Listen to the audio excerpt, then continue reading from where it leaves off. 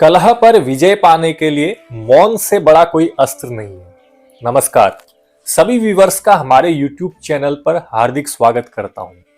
आज की नई वीडियो और नई सीरीज प्रारंभ कर रहे हैं, जहां हम आपको नवग्रहों की दशाओं के बारे में बताएंगे, अर्थात नवग्रह की क्या दशाएं होती हैं तथा नवग्रह जब अपनी दशा प्रारंभ करते हैं तो क्या क्या समस्याएं जीवन में देखने के लिए मिलती है तथा नवग्रहों की दशा को पहचानने के लिए उनके क्या लक्षण होते हैं कि आप नवग्रह दशा को पहचान सकें तथा इनसे बचने के लिए क्या व्रत करें, क्या तप करें या क्या रत्न पहने, क्या उपाय करें, इन सभी विषयों पर हम बहुत ही बारीकी से चर्चा करेंगे। सबसे पहले ग्रह की बात करते हैं चंद्रमा से, क्योंकि चंद्रमा हमारे कुंडली में बहुत ही महत्वपूर्ण स्थान रखता है। ग्रह दशा की इस सीरीज में हम सबसे पहले चंद्र ग्रह के बारे में बताएंगे, क्योंकि चंद्रमा बहुत ही महत्वपूर्ण है। किसी भी ज्योतिषी गणना के लिए हम चंद्रमा को आधार मानते हैं, अर्थात हम लग्न कुंडली देखें या फिर गोचर कुंडली देखें, बिना चंद्रमा के यह असंभव होता है। अगर आपके दैनिक जीवन में कोई भी समस्या आपको परेशान कर रही है तो निसंदेह आपके टीवी स्क्रीन पर जो नंबर फ्लैश हो रहे हैं उन नंबरों के माध्यम से आप मुझे व्हाट्सएप मैसेज छोड़ करके वार्तालाप करने के लिए उचित समय ज्ञात कर सकते हैं। तो आइए बिना देरी के करते हैं आज की वीडियो की शुरुआत। आप सभी को ही ज्ञात है कि हमारे सौर मंडल में मुख्यतः 9 ग्रह हैं, जिनका हमारे जीवन के साथ साथ हमारे कुंडली में तथा इस प्रकृति में सीधा संबंध है। इन ग्रहों का अपनी कक्षा से दूसरी कक्षा में भ्रमण करना केवल हमारे जीवन में नहीं अपितु पूरे प्रकृति में चेंज लाता है। मुख्यतः जो हमारे ज्योतिष शास्त्र है, इसमें पुराने ऋषियों ने केवल 9 ग्रहों तक ही गणना की। हालांकि कुछ अन्य ग्रह भी हैं, प्लूटो, यम इत्यादि, लेकिन उनकी गोचर गणना हमारे कुंडली में नहीं की जाती है। आज के यह सीरीज में हम चंद्रमा को जानेंगे। चंद्रमा और सूर्य 2 ऐसे ग्रह हैं जिनका सीधा संबंध हमारे जन्म से लेकर मृत्यु तक होता है, और ये 2 ग्रह ऐसे हैं जो प्रतिदिन हमें दिखाई भी देते हैं और दर्शन भी देते हैं। चंद्रमा जहां हमारे जन्म से संबंध रखता है, अर्थात जब भी किसी जातक का जन्म होता है तो उसका नाम चंद्रमा के आधार पर ही रखा जाता है। अर्थात जिस समय, जिस टाइम पर जिस जातक का जन्म होता है उस समय की स्थिति को देखा जाता है। वहां पर कौन सा नक्षत्र अर्थात वह तारा कौन सा है जहां पर चंद्रमा गोचर कर रहा है, या जिस राशि पर चंद्रमा भ्रमण कर रहा होता है, उसी राशि को देख करके उस जातक का नाम रखा जाता है। तो चंद्रमा का अहम रोल हमारे कुंडली में तथा हर मनुष्य के साथ जुड़ा हुआ है। कहा जाता है कि चंद्रमा मनसो जातः, अर्थात चंद्रमा मन का कारक है, अर्थात मन को संबोधित करता है। मन क्या होता है? चलायमान होता है, तीव्र गति होती है। उससे ज्यादा गति जो होती है चंद्रमा की भी होती है, अर्थात उसके अंदर इतना ओज होता है। क्योंकि जब चंद्रमा अशांत होता है तो वह व्यक्ति चंचल हो जाता है, अर्थात मन से वह व्यक्ति अशांत रहता है। किन कारणों से? क्योंकि चंद्रमा उसका अशांत रहता है। जहां चंद्रमा समुद्र में ज्वार भाटा उत्पन्न कर सकता है, अर्थात जब पूर्णमासी होती है तो उस दिन चंद्रमा जल को अपनी ओर खींचने लगता है, जिस कारण से समुद्र में ऊंची ऊंची तूफानें उठने लगती हैं, जिसे ज्वार भाटा भी कहा जाता है।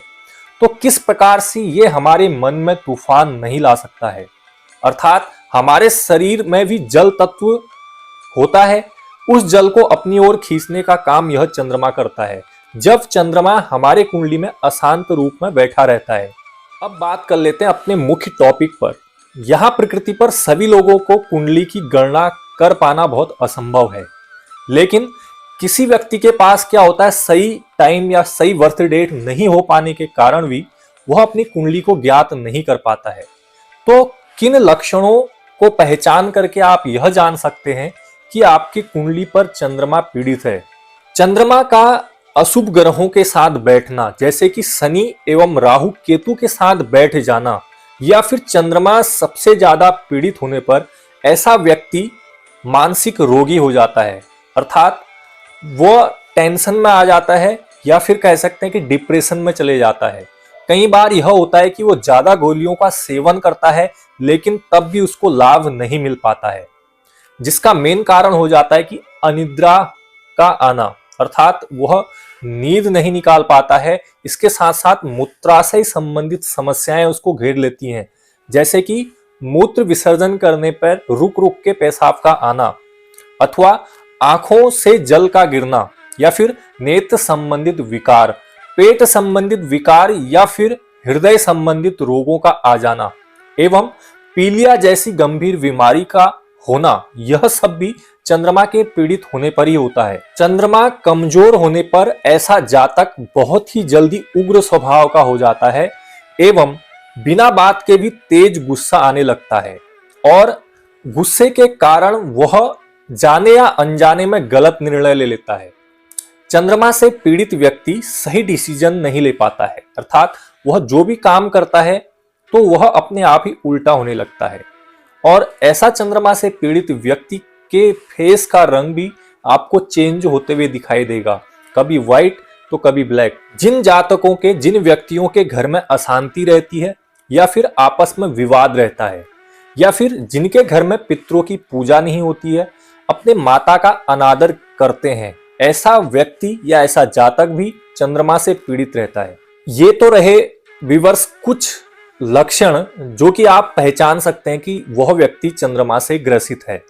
अब जानते हैं इनको सही करने के साधारण से उपाय। अगर आपको लगता है कि चंद्रमा ग्रह आपकी कुंडली में अशांत है तो आपको पौर्णमासी का व्रत उठाना चाहिए और रात्रि के समय में चंद्रमा को अर्घ्य देना चाहिए। अर्घ्य में गंगा जल, दूध और चीनी का मिश्रण बना करके भगवान चंद्रदेव को अर्पण करना चाहिए।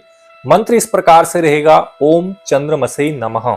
जिन भी जातक को ज्यादा गुस्सा आता है तो ये चंद्रमा से ग्रसित रहते हैं, ऐसे व्यक्तियों को प्रत्येक सोमवार को भगवान शिव के मंदिर में जाना चाहिए तथा तिल और दुग्ध वाले जल से भगवान का अभिषेक करना चाहिए। साथ ही साथ 6 से 7 रत्ती तक मोती रत्न चांदी में बनवा करके धारण करना चाहिए। अगर आपको ज्ञात है किसी जातक जो 10 साल से कम उम्र का है, अगर उसकी कुंडली में चंद्र दोष है या फिर चंद्रमा की दशा चल रही है, तो ऐसे जातक के लिए चांदी का चंद्रमा बनवाना चाहिए जो कि चांदी में हो और उसके गले में यह धारण करवाना चाहिए। अगर आप यह करने में सक्षम नहीं है या फिर आपके कुंडली में चंद्रमा की दशा चल रही है अथवा महादशा चल रही है, तो आपको किसी ब्राह्मण को बुलवा करके 11,000 चंद्रमा के वैदिक मंत्रों से जप करवाना चाहिए और साथ ही साथ चंद्रमा के वस्तुओं का दान करना चाहिए। इससे आपके कुंडली से चंद्रमा एवं चंद्र ग्रह पीड़ित वाला दोष शांत हो जाएगा। तो आज की सीरीज में चंद्रमा से संबंधित हमने उसके उपायों को जाना। आगे की सीरीज में हम अगले ग्रहों के बारे में जानेंगे। अभी के लिए आज की राशि में बस इतना ही। कल मिलेंगे नेक्स्ट राशि के साथ। अभी तक के लिए मुझे दीजिए अलविदा। जय हिंद, जय भारत।